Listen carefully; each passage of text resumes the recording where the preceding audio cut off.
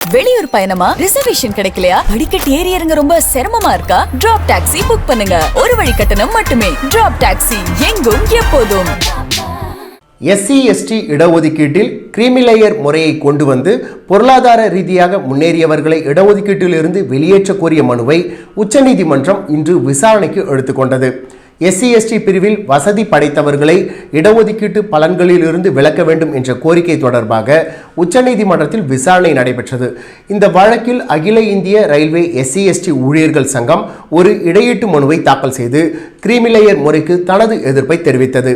இந்த மனுவை விசாரித்த தலைமை நீதிபதி அமர்வு நிலை 3 மற்றும் 4 பிரிவில் உள்ள சாதாரண ஊழியர்கள் கூட கிரீமிலேயர் முறையை எதிர்ப்பது எங்களுக்கு ஆச்சரியமாக உள்ளது என்று குறிப்பிட்டனர்.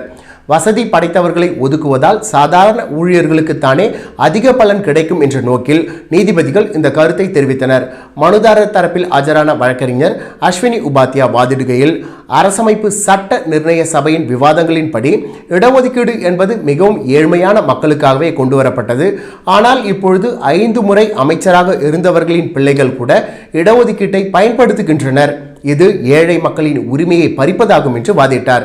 வழக்கின் மெரிட் எனப்படும் அடிப்படை அம்சங்கள் குறித்து இப்பொழுது விவாதிக்க விரும்பவில்லை என்று தெரிவித்த தலைமை நீதிபதி, இது ஒரு கொள்கை முடிவு சார்ந்தது என்பதால் அனைத்து தரப்பினரின் கருத்துக்களையும் கேட்க வேண்டியது அவசியம் என்றார்.